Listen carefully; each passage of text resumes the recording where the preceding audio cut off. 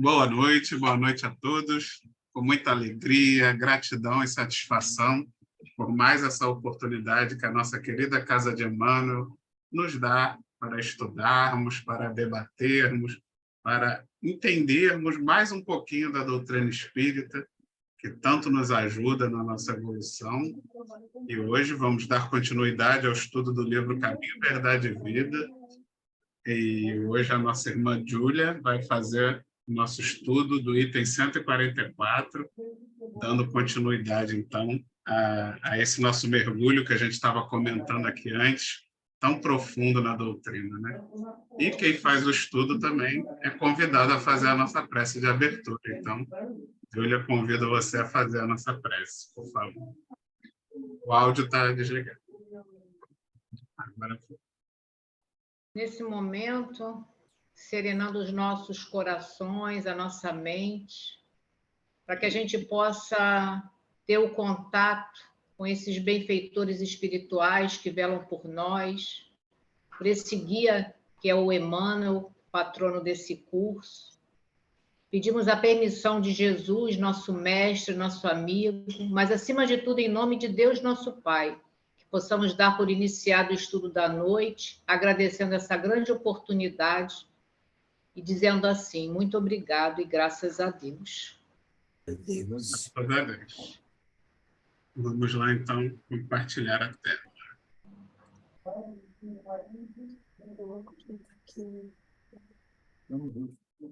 A mensagem do livro, né, como o Vitor falou, Caminho, Verdade e Vida, item 144, e tem como título O que temos com o Cristo.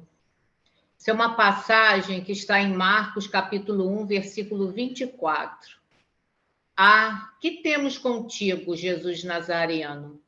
Vieste destruir-nos? Bem sei que és o Santo de Deus.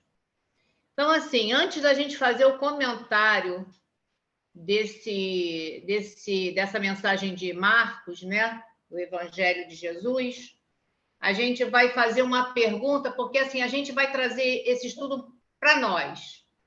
E a pergunta que a gente vai fazer, que temos nós com o Cristo, né? E aí a gente vai refletir só um pouquinho a respeito disso, né? A nossa fidelidade, eu tenho umas colas aqui, tá, gente? Que não dá para lembrar de tudo de cabeça. Então, a gente colocou assim, a nossa fidelidade em guardar seus ensinamentos e sermos os colaboradores no campo de serviço. Ou estamos numa relação de conveniências e cumprimentos de formalidades. Nossa relação com Cristo é de amizade, de amigo, em quem a gente pode contar nas horas mais difíceis. Então, o que temos nós com o Cristo? Temos com Ele somente naquele momento onde chega a dor, onde chega o sofrimento, a aflição, e que a gente recorre a Ele como um amigo, ou a gente tem Ele como o nosso mestre, o nosso modelo e o nosso guia? Aquele que está realmente aqui nos dando a mão para que a gente possa seguir, e um seguimento seguro, porque a gente tem ele como o nosso mestre. Então, é importante que a gente pense nisso. Qual é essa fidelidade que nós temos ao mestre? Tá? Então, e fica só como pensamento aí para nós. Agora, trazendo a mensagem, né, para essa mensagem que está em Marcos, o que isso era? Qual era o contexto dessa fala, né, do mestre? Então, a gente sabe que ele estava em Cafarnaum e ele estava na sinagoga no dia de sábado, pregando, né? E naquele momento era muita gente e tinha daquelas pessoas ali obsidiadas. Então, quando ele começou a falar ali, né, que a gente sabe que existe uma dificuldade, né, diante do Mestre Jesus por conta da luz dele e da envergadura moral, Jesus, então, repreende esse espírito imundo. Então, ele fala assim, cala-te e sai dele. Naquele momento, o espírito deixou aquele rapaz. E todos que estavam ali ficaram maravilhados. Por quê?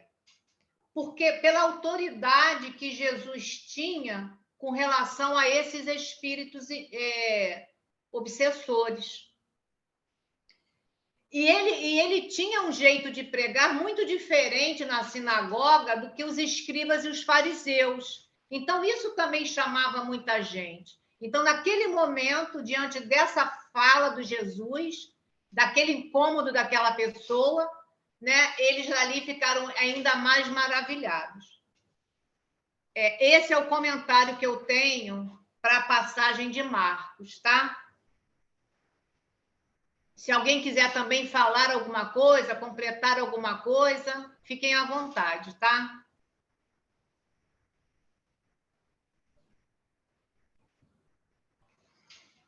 E aí vamos ler os 2 primeiros parágrafos. Começa assim: grande erro supor que o Divino Mestre houvesse terminado o serviço ativo no Calvário. Jesus continua caminhando em todas as direções do mundo. Seu evangelho redentor vai triunfando palmo a palmo no terreno dos corações. Então, a gente agora também vai refletir um pouquinho a respeito desses 2 parágrafos, né? Quando ele fala, né, que será que o serviço do Cristo terminaria no Calvário? E aí a gente sabe que a cruz era uma possibilidade, mas por conta da maldade dos homens, da ignorância, melhor dizendo, aconteceu tudo que a gente viu e soube, né? Porque a gente também estávamos lá. Então, o que traz a cruz para nós? Sabe? Traz esse despertar dessa vida além do corpo físico, essa vida onde somos espíritos imortais. Jesus, ele continua caminhando em todas as direções e a gente tem certeza disso. Porque essa batalha do Calvário começou para que pudesse propagar esse evangelho do Cristo. Então, a gente sabe que os apóstolos foram os primeiros propagadores. A gente sabe que Paulo trouxe para os gentios toda essa história do mestre, apesar de não ter tido contato com ele ainda encarnado. E Paulo diz para nós aqui, eu achei bem interessante essa fala de Paulo, que ele fala assim: fundemos círculos intercessórios para a cooperação ativa junto às vanguardas vigilantes. A necessidade de nós movimentarmos já o nosso entendimento junto a essas leis divinas e fazermos que isso cada vez mais se propague e chegue também em outros corações. Por quê? Porque o Evangelho é o livro mais vivo do mundo, porque ali consta, tem as mensagens permanentes do céu. Nada que está ali vai ter uma mudança como as nossas leis físicas. Ele é o mapa, ele é um guia abençoado. E Jesus tem uma fala para Pedro, que ele fala do próprio evangelho dele, né? Porque Pedro se queixava. Pedro é um de nós, né? Que se queixava muito naquele momento. Então, ele diz, Jesus, como é que eu vou falar contigo? Então, Jesus disse para Pedro, quando quiseres falar comigo, lembra que o evangelho tem a minha palavra.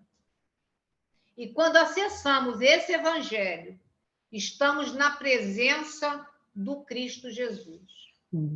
Então, é isso que eu tenho para comentar nos 2 parágrafos e vou deixar aí para que a gente possa escutar vocês também.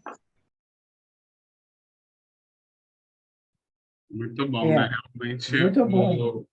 a cruz foi só o início, né?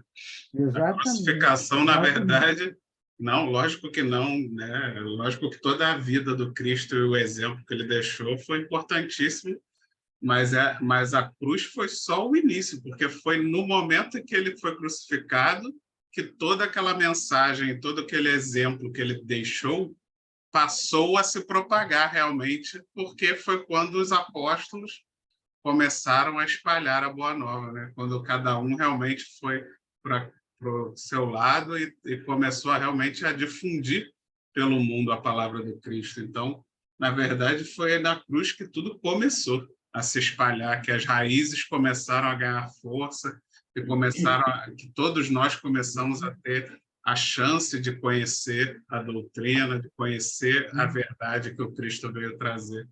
Muitas religiões interpretam de forma equivocada como a crucificação, como sendo o sangue de Cristo que nos salvou, né? Como se aquilo fosse realmente necessário acontecer. E assim, necessário era, porque no momento em que Jesus escolheu para o nosso bem acelerar a nossa evolução encarnando na Terra, porque até me lembrei da palestra do Marco Jordão que eu ouvi na segunda, que espírito puro não reencarna, espírito puro encarna, né?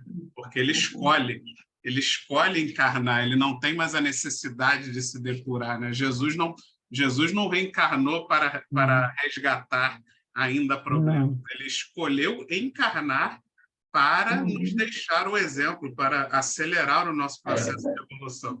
E aí o seu sangue derramado não era necessário, mas era inevitável diante da nossa condição moral e diante da nossa ignorância naquele momento da humanidade. Então, ele sabia qual seria o seu destino, né? Assim como qualquer um de nós sabemos, se a gente se jogar num lago cheio de crocodilos, qual vai ser o nosso destino. Então, Jesus sabia do seu destino, sabia que seria inevitável o sangue derramado. Mas o sangue derramado foi derramado pela coragem dele de vir nessas condições. E não que o ato em si dele morrer e ser crucificado nos salvou, né? Não é o ato em si. Na verdade, é a sua coragem de vir, o seu exemplo que ele deixou e o que estamos recebendo até hoje de conhecimento da moral do Cristo, que foi possível para acelerar a nossa evolução. Então, realmente foi um ato de extremo amor por nós, porque quem de nós, né? Quem de nós teríamos coragem de fazer isso, de passar pelo que ele passou, tendo consciência e sem precisar, né? Por puro amor mesmo. Não é que é uma necessidade, não é que é por amor, por querer ver os seus irmãos evoluírem mais rápido, né? Então, realmente é magnífico. O mestre realmente é magnífico. Ele aceitou uma injustiça e o mais importante também, depois provou que a morte não existe. E é isso que mexeu com os apóstolos, e aí, pronto, tudo que tinha sido fermentado ali no coração dele começou a dinamizar, e está dinamizando até hoje, né? Porque continuamos aí ligados nele, né?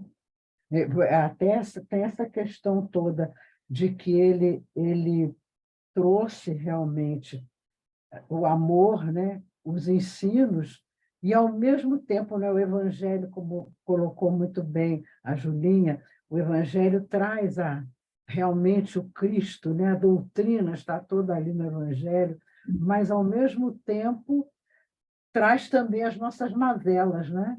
Ele fala, o nosso retrato está ali no Evangelho, no sentido daquilo que não deve ser feito e que nós somos, nós fazemos, né? Então, é um retrato assim maravilhoso do mundo, né? Do Cristo com o mundo, né? Incrível, sensacional. Uma coisinha também, eu acho interessante, esses espíritos, né? A parte da espiritualidade que combate, que é ir contra o que Jesus veio ensinar, eles erraram duas vezes. Primeiro, botaram o Cristo na cruz, pensando que ia acabar ali. Acabar com ele. não é? Mas não, foi a propaganda para que se espalhasse mais ainda. E quando Kardec escreveu o Livro dos Espíritos, quando chegou na Espanha, aquele cardeal, bispo lá, tacou fogo em tudo, também achou que ia calar, foi a propaganda para poder Também, divulgar, para espalhar. também, claro. Tá? É isso mesmo, isso mesmo. Foi outra vez a crucificação, né? Foi, Sim. eles repetiram e erraram de novo. É. Outro dia eu assisti um vídeo do Divaldo focalizado na França, em Paris.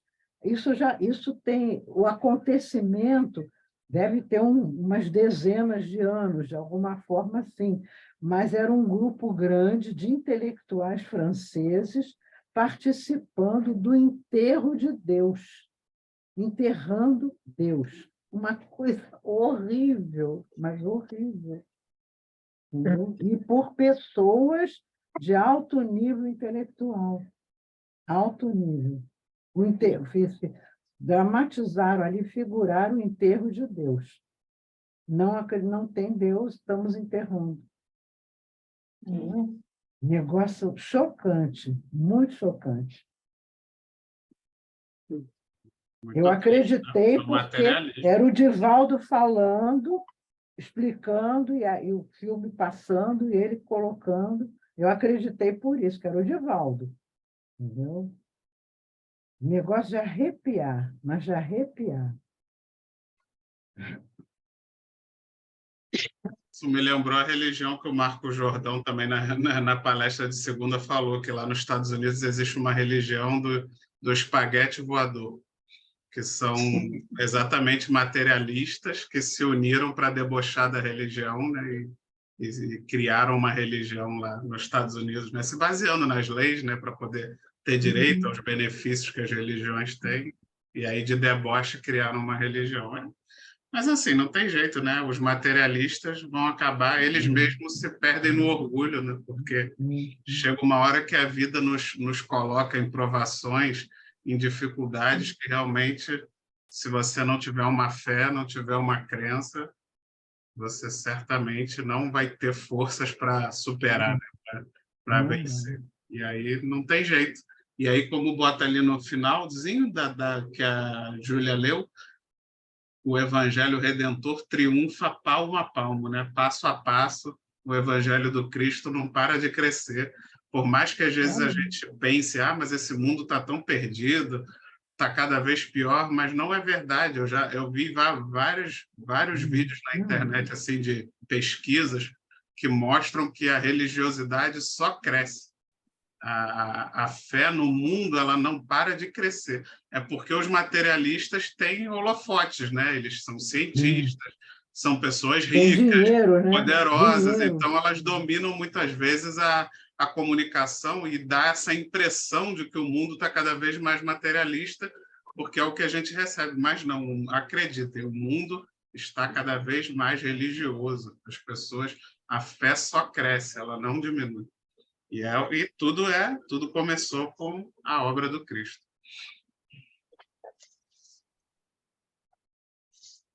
Vamos lá, Julinha. Podemos avançar.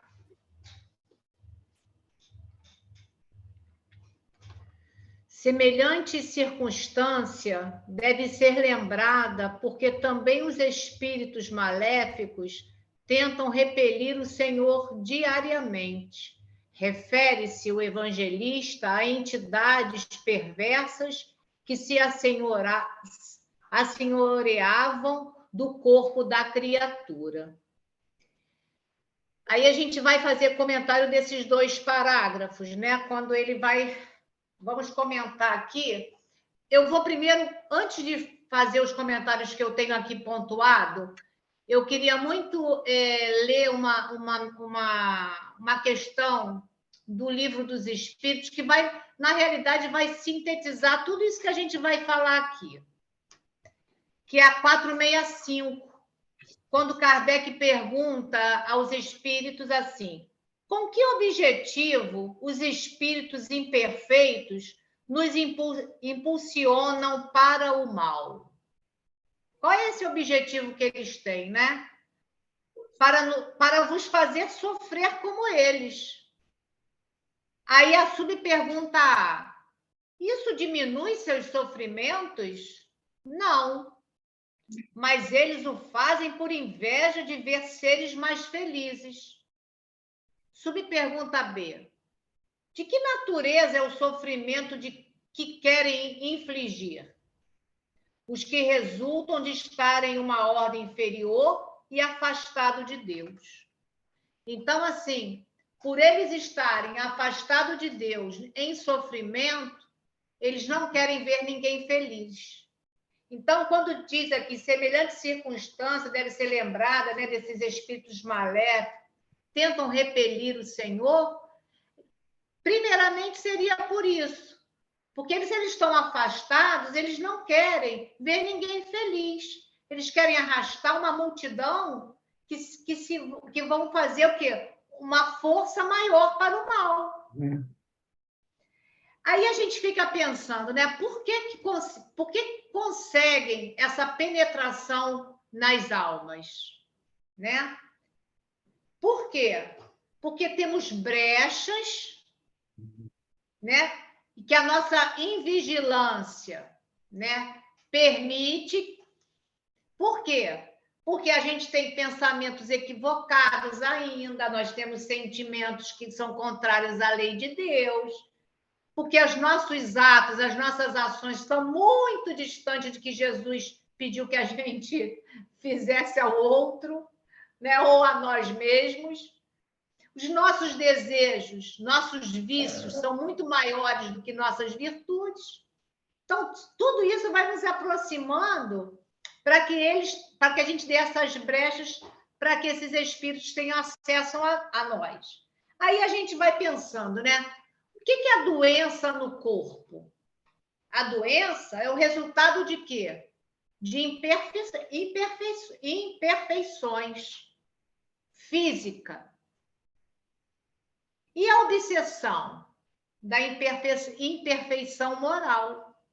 Porque se não tivéssemos imperfeições morais, que são todas essas brechas que eu mencionei, esses espíritos que querem nos ver infelizes não iam ter esse acesso.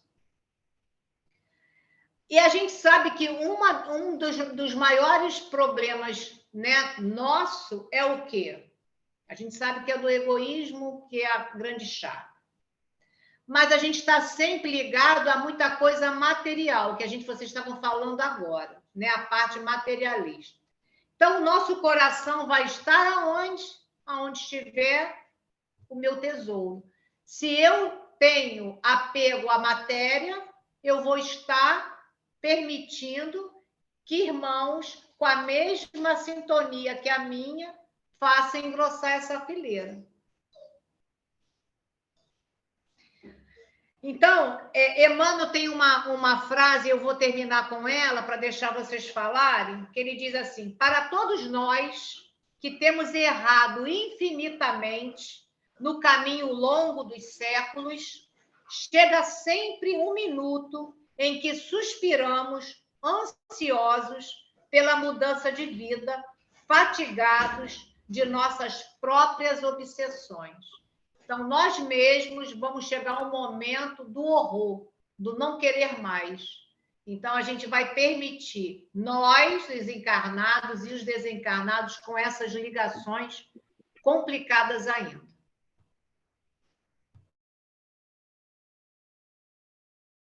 Como o João falou, o mal, no final, trabalha para o bem, não tem jeito.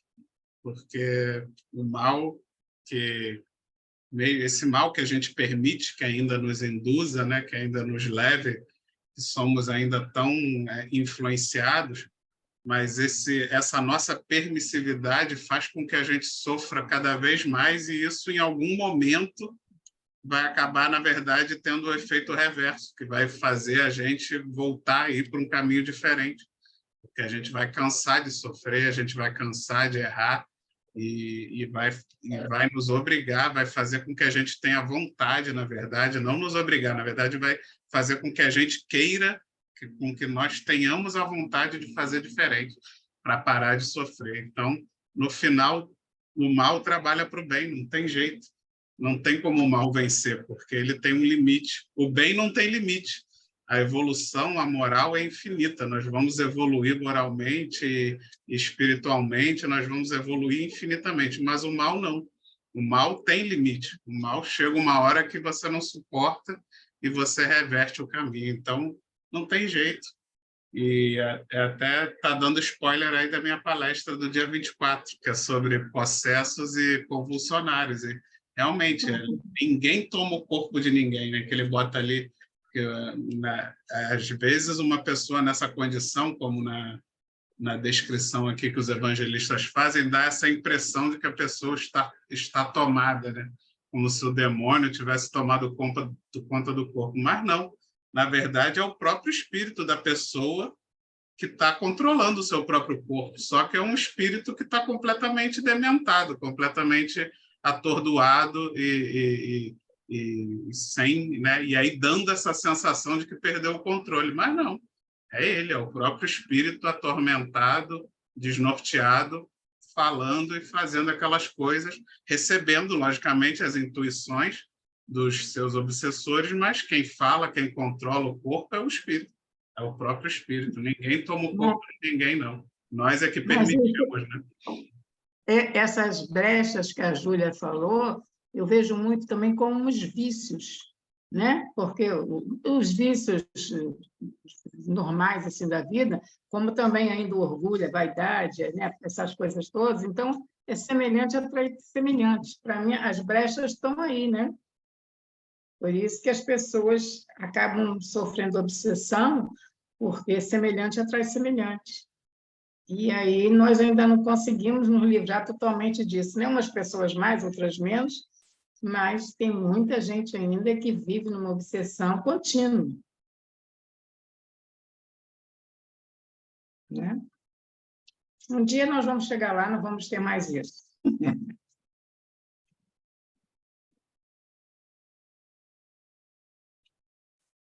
Mais alguém? Vamos lá, Julinha.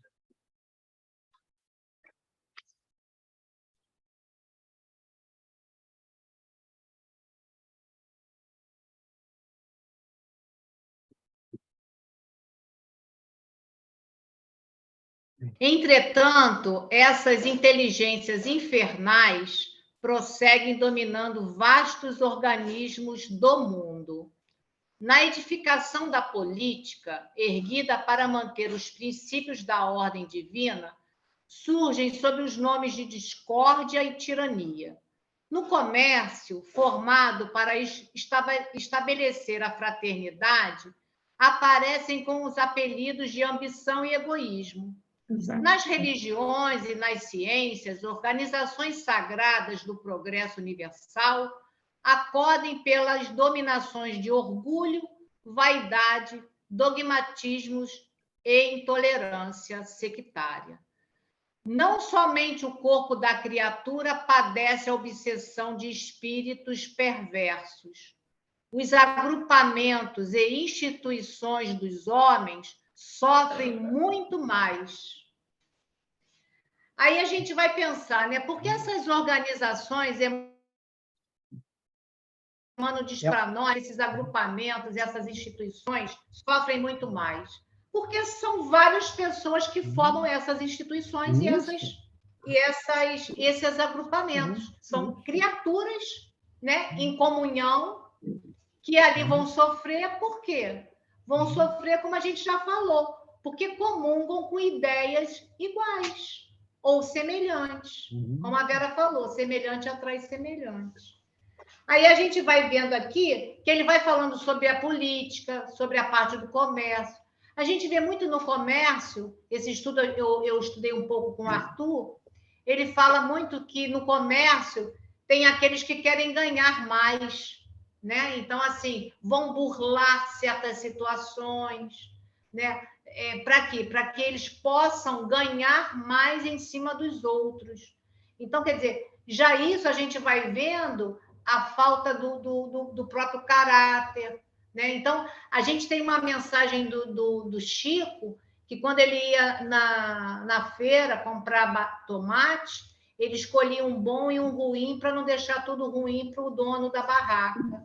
A gente não está ainda nesse patamar, mas a gente já não devia fazer o mal com as coisas que a gente deve ofertar.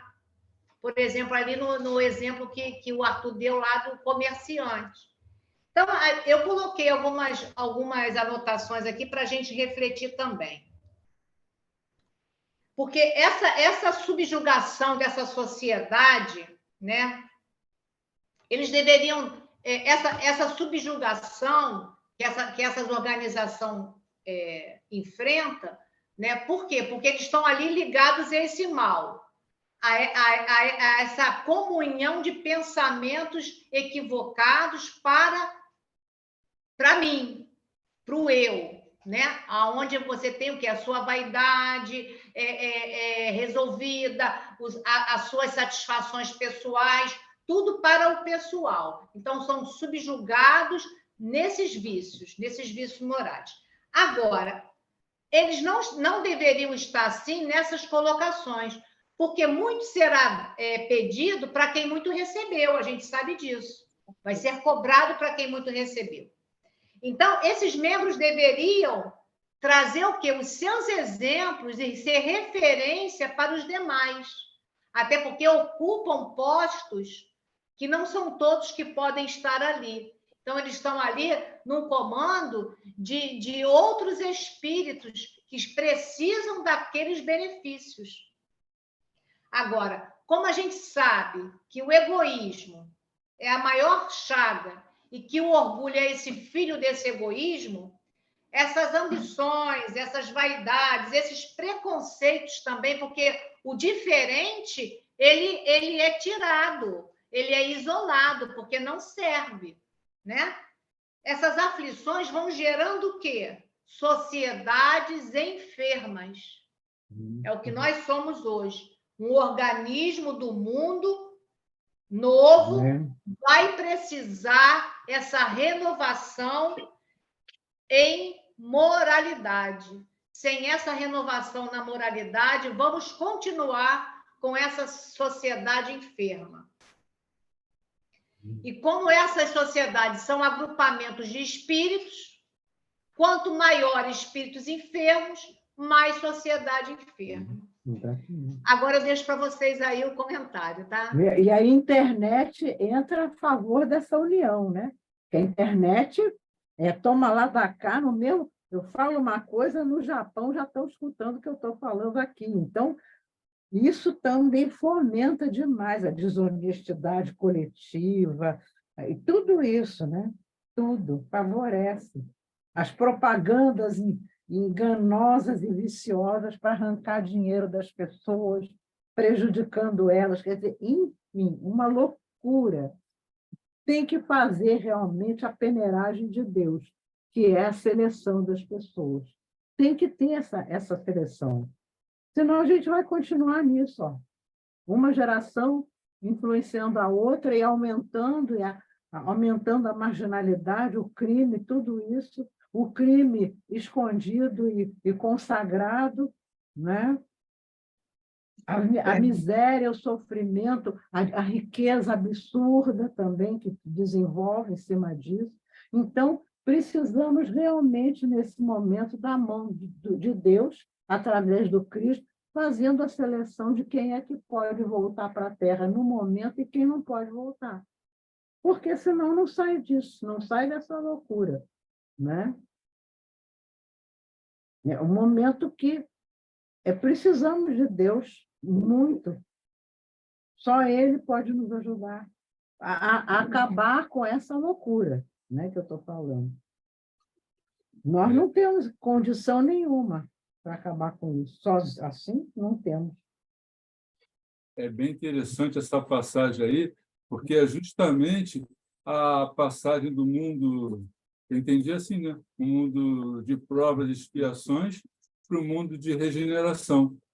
Porque no mundo de provas e expiações é isso aí, é ele se infiltrando no governo, se infiltrando Isso. no comércio, entendeu? Só querendo levar vantagem e benefícios para eles. No mundo de regeneração, a política ela vai ser voltada para o bem de todos, sem interesse. O comércio vai ser mais decente, mais honesto. Sim, claro. Não é que vai impedir de vender, de ganhar, não. Mas vai fazer isso honestamente, sem querer, sem ser injusto com os outros, né? Isso. E o lado moral, João, que vai começar a ser ativado, vai ser a fonte do bem-estar, do prazer. Porque as pessoas que estão melhores, que não compactuam com essas coisas, não conseguem impedir, mas elas não ficam felizes. E as pessoas que estão melhores ficam felizes com o bem, com a honestidade, com a fraternidade honesta, ficam muito mais felizes, né? Por que nós estamos aqui há tanto tempo já, toda quinta-feira estamos aqui estudando? Por quê? Isso diz alguma coisa de bom, só que a gente não pode mudar o mundo, mas deve ter muita gente também assim, que fica feliz de mergulhar nas verdades do Cristo, embora não consiga ainda exercitá-las totalmente, mas fica feliz de entrar em contato, fica feliz de sentir no seu coração, né? Então, é só reencarnando, né? Pessoas que estejam nessa condição é que vai mudar. Precisamos da mão de Deus desesperadamente. Mas eu acho que nós já estamos aí, porque, para mim, a Covid, todas essas desgraças que estão havendo pelo mundo, eliminando pessoas e muita gente, para mim já é uma limpeza Claro. do universo. Deus Né? não Porque, abandona a gente nunca, né? Nunca. não, porque está havendo muita... Sacode, né? Um sacode. Muita coisa. Sacudiu mesmo muita gente, né? Você falou muito bem, exatamente. As catástrofes, as coisas que vão ainda acontecer, as coisas de natureza, né? Os acidentes de natureza, os abalos sísmicos e coisas aí que estão avisando que vão acontecer, né? Verdade. Para dar um sacode e dizer, peraí, quem sou eu? Olha aí, o terremoto acabou com a minha casa, acabou com a minha vida, com o meu dinheiro, com o meu prestígio, enfim, né? Mas vamos embora. Vamos embora. Deixa eu te falar uma coisa. Eu separei uma frase aqui que eu achei ela bem, bem interessante e eu vou compartilhar com vocês, porque você chegou mais ou menos próximo do que está anotado aqui. Está assim escrito, ó, não estamos na obra do mundo para aniquilar o que é imperfeito. Nós não estamos aqui para isso, para aniquilar, mas para completar o que se encontra inacabado. Então, o Cristo está precisando de nós, trabalhadores de quinta-feira, como outros trabalhadores anônimos, para que a gente possa construir essa obra que está inacabada, que o Cristo já trouxe, como trilhar. Só que a gente ainda está um pouquinho lento na caminhada. Mas aniquilar não é o que a gente vai ter que fazer. Então, assim, é o que a Vera disse. A gente está vendo muitas coisas acontecendo no planeta, onde não tem rico, não tem pobre, não tem mais ou menos, são todos, ficam todos iguais diante da situação. Isso vai mostrando a força, né, de Deus, a força do que realmente há de prevalecer, que é o bem.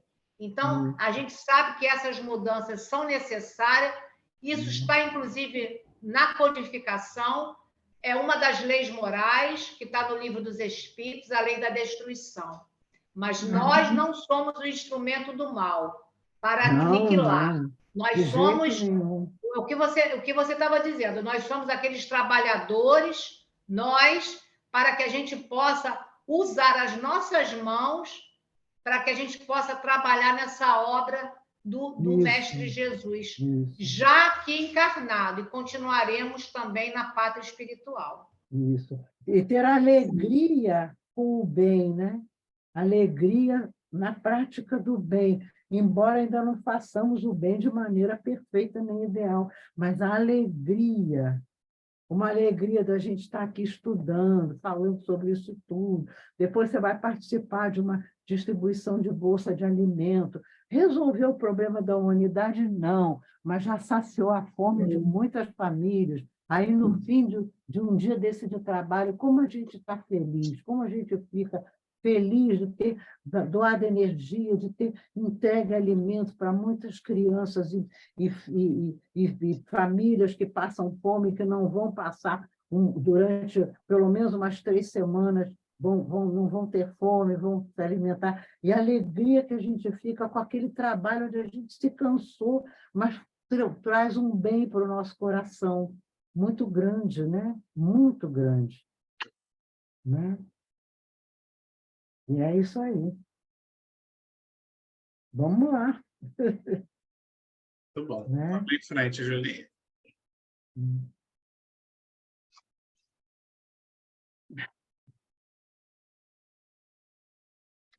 E quando Jesus se aproxima através do Evangelho, pessoas e organizações indagam com pressa. Que temos com o Cristo? Que temos a ver com a vida espiritual? É preciso permanecer vigilante à frente de tais sutilezas, porquanto o adversário vai penetrando também os círculos do espiritismo evangélico, vestido nas túnicas brilhantes da falsa ciência.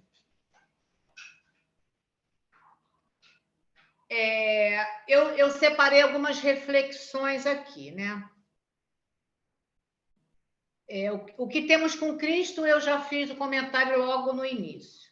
Agora, o que é necessário para nós? Primeiro, a gente olhar, orar e vigiar. Essas são as primeiras situações. Olhai, orai e vigiai. Nós somos os colaboradores de Jesus na Terra. Precisamos combater o mal, primeiramente o mal que habita em nós, para que a gente possa, de fato, ser essas organizações mais sadias, né? Cooperar na obra que podemos nesse apostolado. Porque nem sempre a gente pode muito, mas o que a gente pode é a necessidade de sermos esses colaboradores fiéis e sermos aqueles cooperadores do bem, né? Para que isso aconteça, é necessário o quê? Atender com amor, com dedicação e com alegria, como a Dorô falou para a gente. Se a gente vai para uma tarefa somente porque a gente tem que, não, isso o resultado é quase nenhum. Claro. Vou dar uma cesta, vai ajudar? Lógico, tudo é ajuda. Mas não seremos esses tarefeiros do bem. Porque a gente sabe que em todo momento a providência divina não vai nos faltar para nos ajudar aonde estivermos. Agora, a necessidade de quê? Da gente edificar esse reino de Deus dentro de cada um de nós, que é dentro do nosso coração. O reino de Deus não é exterior, é interior, e a gente já sabe dessas palavras, né? Agora, para a gente edificar esse reino de Deus, principalmente precisamos fazer esse bem desinteressadamente. Já desperdiçamos muito tempo e energia à frente de ídolos mortos, do que a gente realmente acreditava que eram os nossos ídolos. Agora a gente precisa ser servos fiéis ao Cristo e vencer principalmente esses vícios que atravancam a nossa jornada evolutiva. No Consolador, o livro Consolador, Emmanuel traz na pergunta 236 uma resposta belíssima sobre o Evangelho. Fizeram a pergunta, eu vou ler só a resposta de Emmanuel, que vai responder muito sobre todo esse texto que a gente acabou de ler aqui do Emmanuel também. O Espiritismo, sem o Evangelho, pode alcançar as melhores expressões de nobreza, mas não passará de atividade destinada a modificar-se ou desaparecer como todos os elementos transitórios do mundo. Então, se eu tenho um espiritismo sem o evangelho, ele vai ser mais uma atividade destinada. Mas aqui, ó, mas vai ser transitório. Como o Vitor estava dizendo, inventaram uma religião, fizeram isso. Se não tem o evangelho, será mais uma que vai passar dentro daquelas situações. E eu vou finalizar o meu estudo de hoje com uma mensagem belíssima de Leon Denis, que eu não podia deixar Leon Denis de fora desse estudo maravilhoso. Esse estudo está lá no Problema do Ser e do Destino, no capítulo 18, e Denis fala sobre esse mal, né? E ele fala belíssimo, eu só peguei algumas frases só para a gente encerrar esse estudo de hoje. O mal é apenas o estado transitório do ser em via de evolução para o bem. O mal é a medida da inferioridade dos mundos e dos indivíduos. Os mundos imperfeitos, como a Terra, são reservados, em geral, às almas ainda em baixo grau de evolução. O mal não tem existência real. Não há mal absoluto no universo. Então, meus amigos, que a gente possa, de fato, trazer essas mensagens aqui, e quando a gente fala aqui dessas vestidas das túnicas brilhantes, né, que vai trazendo para a nossa vida ilusões materiais, ilusões que podem, de repente, favorecer assim ou de uma outra forma, a gente sabe que a única veste que vai nos dar entrada nesse reino de Deus, na pátria espiritual, para que a gente possa, de fato, ocupar esses mundos evoluídos, é essa túnica nupcial. E essa túnica, a gente só vai construir ela realizando o bem e trabalhando as nossas virtudes. Sem ela, sem isso, a gente vai ficar ainda nesses mundos transitórios de expiações e de provas. Exatamente. É isso mesmo. Essa frase ali no finalzinho que ele fala da falsa ciência, né? Que isso me lembrou uma discussão, assim, discussão não, né? Um debate que a gente teve ali naquelas palestras do Wilson, que ele comentou a importância de realmente ter uma dedicação maior para o pilar da ciência, né? Que muitas vezes aqui no Brasil fica esquecido. Mas aí eu até levantei a lebre, mas, poxa, será que o fato de, na verdade, o espiritismo ter ganho um caráter mais religioso, mais espiritual, não foi, na verdade, o motivo dele, na verdade, ficar forte e crescer aqui no Brasil, diferente da Europa, onde o pessoal, principalmente depois que Kardec desencarna, acaba tendo um foco muito grande nessa questão materialista de não, porque tem que provar cientificamente que o espírito existe, que não sei o quê. E por algum motivo também, o que a gente mais vê nos últimos anos, né, desde Kardec para cá, é que a mediunidade ostensiva ela tem se tornado, às vezes, cada vez mais rara, né? E a gente vê uma mediunidade cada vez mais intuitiva, sensitiva, uma coisa que bota mais a responsabilidade na gente e menos nos espíritos, né? Tipo assim, você vê que, de alguma forma, Deus tem demonstrado que quer que a humanidade seja menos passiva, né?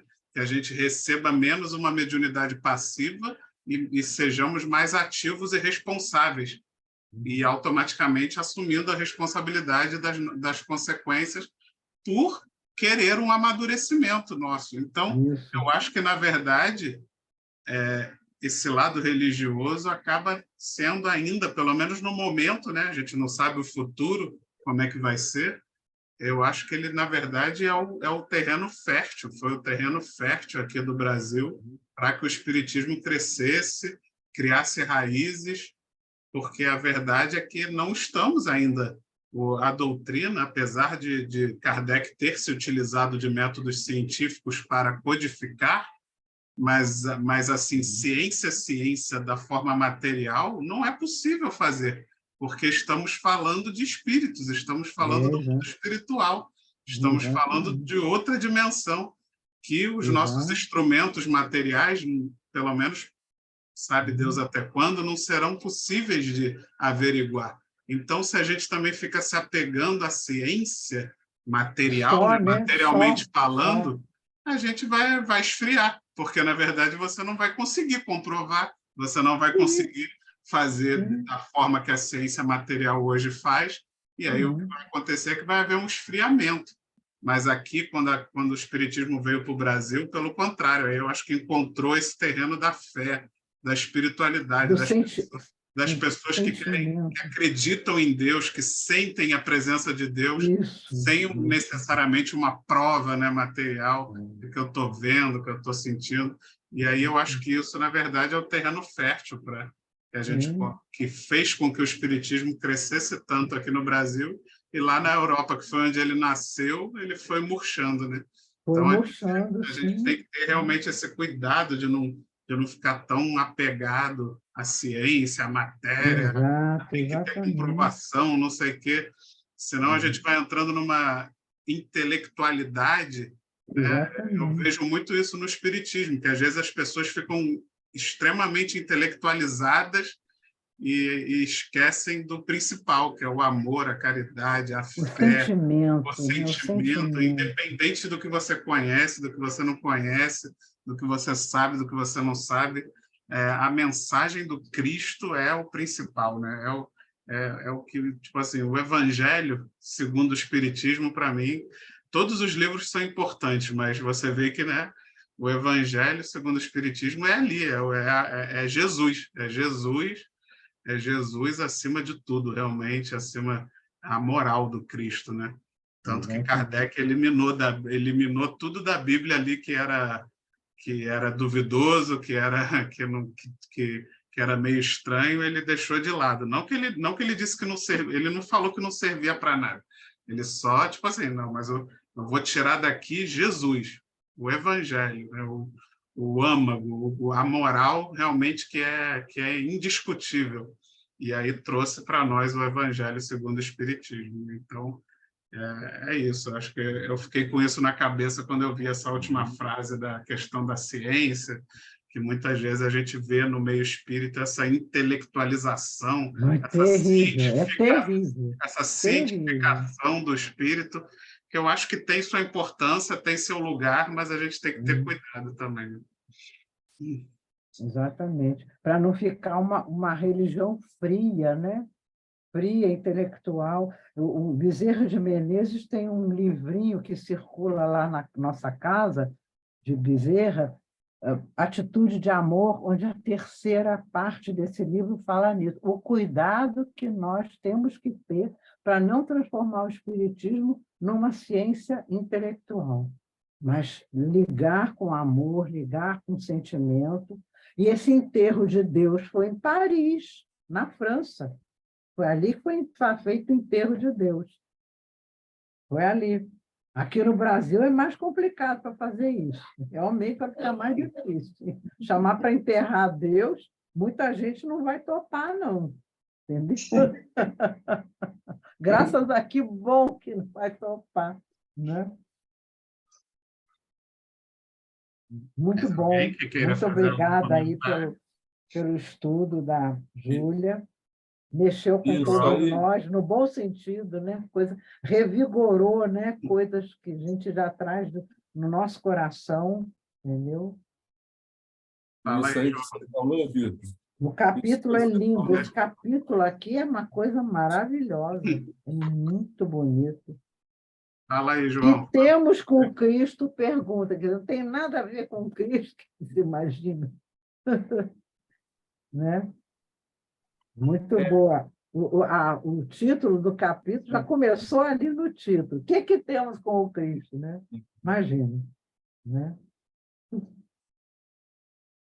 É rapidinho, é isso que você falou, Vitor. Me lembrou aquela frase de Jesus, né? Feliz daquele que crê sem ver. Né? Porque Isso. Exatamente. Crê sem ver. Porque sente, né, João? Sente Isso. no coração. Sente no coração. Eu me lembrei dos nossos índios, né? Os nossos índios, né? Não tinha nada de racional lá na religião dele, tudo sentimento, coração, abaixa e faz, e dança, né? Coisa mais linda, coisa mais sentida, né? Aí. Ainda diz que é povo primitivo, eu questiono muito isso. Eu questiono. Quem são os primitivos, né? Né? Pois é, pois é. Vamos lá, né? É isso aí, Bem, muito bom, muito estamos bom. no nosso horário, né? Quero agradecer a nossa irmã A Júlia Júlia, por esse mergulho profundo, por esse estudo muito tão bom. bacana, pela dedicação que a Julinha tem de trazer todos esses cruzamentos com obras, né, de tão profundidade de escritores da doutrina espírita tão conhecidos. Ela consegue fazer esse link e sempre acrescenta muito para nós, para o nosso conhecimento, para a gente também buscar, né, para a gente saber dessas fontes e também depois procurar ler e conhecer cada vez mais, para todos juntos estarmos aí conhecendo e evoluindo juntos, não permitindo no nosso centro espírita, que é tão pequenininho de tamanho, mas é tão grande de sentimento e de pessoas boas, que a gente mantenha ele assim, né? Porque a gente sabe que isso é que é mais importante. O mais importante é esse amor, esse carinho, esse conjunto que o Centro CEACE tem, e que a gente continue, então, vigilante diante dos ensinamentos, para que todos nós continuemos assim. Quero agradecer a Julinha, né? Já agradeci. Vamos ver aqui, então, eu não lembro de cabeça quem é na semana que vem. Sou eu, né? Sou eu mesmo. Sou eu. Então, vamos lá, vamos lá. Então, eu Vamos me lá. convido para a prece final. Isso, Então, tudo bem. todos E fechar os a nossos gente olhos. aprovamos. Vamos Estou fechar sentindo todos. falta da Glaucinha hoje. Cadê Glaucinha? Vou falar com ela que você tá reclamando. Estou sentindo dela. falta dela. Isso. Vai deixar que eu vou falar com ela. É. Então, vamos fechar os nossos olhos, elevar o pensamento a Deus, a Jesus, a Maria Santíssima, Bezerra de Menezes, a todos os mentores e trabalhadores da Casa de Emmanuel, com esse sentimento de muita gratidão e luz por Deus permitir a nós, nessa encarnação, estarmos vivenciando esse grupo tão bom de estudos, essa tecnologia que nos permite essa comunicação, mesmo à distância, permitindo, assim, essa troca com pessoas distantes de outros centros. É muito gratificante, é muito bom. E que Jesus possa sempre nos manter firmes e fortes nesse trabalho, nos dando a força, a saúde e as ferramentas necessárias para que ele cresça e continue. Que assim seja, e graças a Deus. Muito obrigado, pessoal. Uma boa noite para Boa todos. noite. Boa semana. Deixem Bom um fim de like aqui, se semana. Boa inscrevam no semana, canal, família. compartilhem com seus familiares, com seus amores. Vamos divulgar essa mensagem de luz. Fiquem com Deus. Até a próxima pessoal. semana. Uma boa noite para Obrigada todos. pela Boa luz. noite. Até quinta, se Deus quiser. Aqui, ó. É.